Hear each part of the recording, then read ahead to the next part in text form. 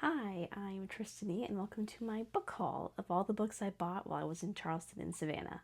If you've missed my recent posts or stories, I was just in Charleston and Savannah for a few days on a Reader's Retreat with Read Far and Wide. Authors Danny Petrie, Lynette Eason, and Gabrielle Meyer were there, and we just had a really fun time together, all of us readers.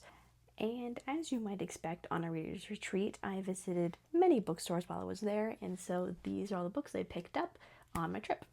So my first stop was Buxton Books in Charleston, and I picked up Anatomy of an Alibi by Ashley Elston. This is her newest book. I actually got a digital copy of this on NetGalley, and I've been seeing so many good reviews of it, so I've been really wanting to read it soon. Plus, I managed to get a signed copy, so that was super cool to pick that up while I was there. And then I also got Children of Fallen Gods by Carissa Broadbent. This is the second book in the War of Lost Hearts trilogy, and I'm actually listening to the audiobook right now, so I thought it would be a good idea to get the physical book for my shelves. And lastly, I got The Fall of the House of Usher by Edgar Allan Poe. This actually has several of his short stories and poems and essays in it. If you didn't know, Edgar Allan Poe actually lived in Charleston, and while we were there, we actually visited the fort that he was at when he was in the military. So I figured it would be very appropriate to pick up some of his work while I was there. And then the second bookstore I visited in Charleston was Sweeter Than Fiction, which is a Taylor Swift themed romance bookstore, and I got The Cheat Sheet by Sarah Adams. This is one of the last couple Sarah Adams rom-coms that I have not read, and I've actually been wanting to read it recently, so I thought I'd go ahead and pick up a copy while I was there. And then I also picked up a copy of Nora Goes Off Script by Annabelle Monaghan. Again, this is like the one Annabelle Monaghan book that I have not read yet, so I went ahead and picked it up. And lastly, I got This Time Next Year by Sophie Cousins, which again is the last Sophie Cousins book I have not read, so I grabbed it. Can you see a theme here? And then the last bookstore I went in Charleston was called Ladybird Books, and I picked up a copy of The Notebook by Nicholas Sparks. If you didn't know, The Notebook was actually filmed in Charleston, and while we were there, we visited several of the Notebook filming locations. So again, I thought it would be appropriate to pick this up while I was there. I've only read one Nicholas Sparks book, Safe Haven, and I actually really loved it. So I'm excited to read this one. And also, while I was there, I picked up The Dagger and the Flame by Catherine Doyle. I haven't really been wanting to read this lately. It comes highly recommended by my best friend. Plus, it was 30% off, so it seemed like a good time to pick it up.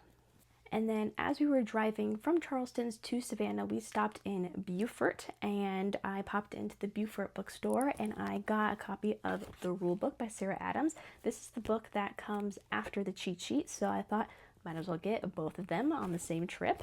I also grabbed The Kiss of Deception by Mary Pearson.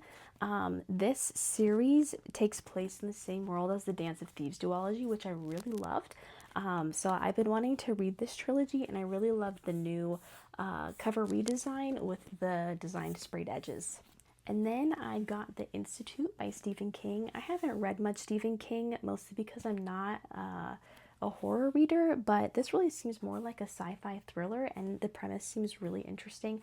I think there's actually a TV adaptation on Netflix or Amazon, and yeah, it just seemed really interesting, so I am intrigued to read it. And then I checked out at the Beaufort bookstore. Before I left, I saw this one and just had to grab it. It's The Seven Dials Mystery by Agatha Christie.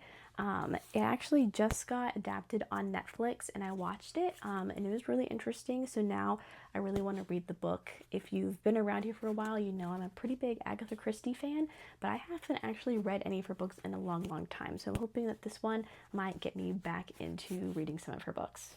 And then in Savannah, I visited a bookstore that I've actually visited before on a previous trip, which was E. Shaver, and I picked up this pretty new edition of Wuthering Heights by Emily Bronte.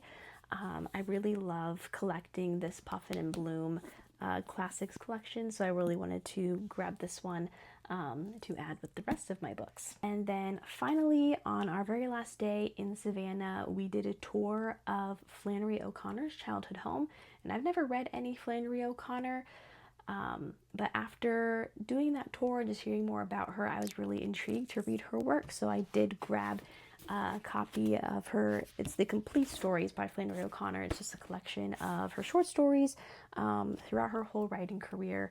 So yeah, I'm super interested to read some of these. So that concludes the haul, and if you weren't counting, all in all, that is 14 books I bought while I was in Charleston, Savannah. Some may call that a lack of self-control, but I call it supporting local bookstores and making sure they stay in business. If you're still here, thanks for watching, and follow me for more book hauls and other book content.